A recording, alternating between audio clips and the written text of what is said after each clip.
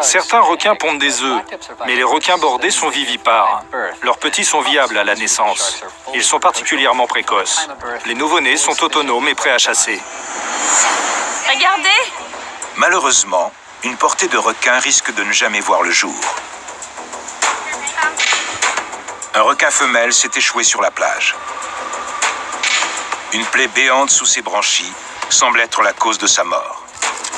Sa taille laisse penser qu'elle pourrait être enceinte. Un passant décide d'intervenir. Son plan? C'est parti.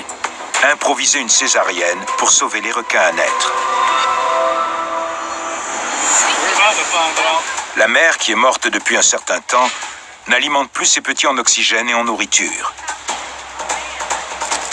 Si l'un d'eux est encore en vie, il doit être délivré et mis à l'eau au plus vite.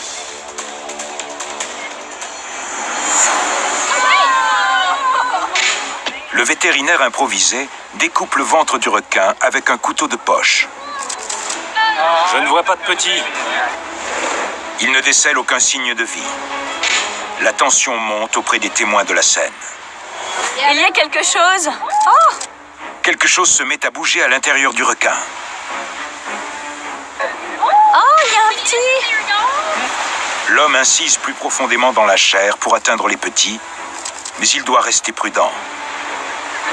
Les requins naissent avec des dents acérées et un fort instinct de prédation. Les requins bordés mesurent 60 cm de long lorsqu'ils naissent après 1 an de gestation. C'est plus long que chez les humains. Mieux vaut éviter de se faire mordre par un petit. Le chirurgien amateur délivre un bébé et sectionne son cordon ombilical. Il y en a plus d'un, reculez! L'incroyable sauvetage n'est pas terminé. Il voit un deuxième bébé frétiller à l'intérieur et se remet aussitôt au travail. Oh, pauvre petit requin! Puis il délivre un troisième petit, vivant lui aussi. Oui, c'est super! Des témoins de la scène se précipitent pour mettre les nouveau-nés à l'eau.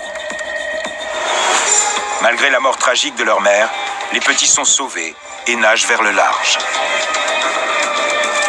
J'ai jamais vu un truc aussi cool!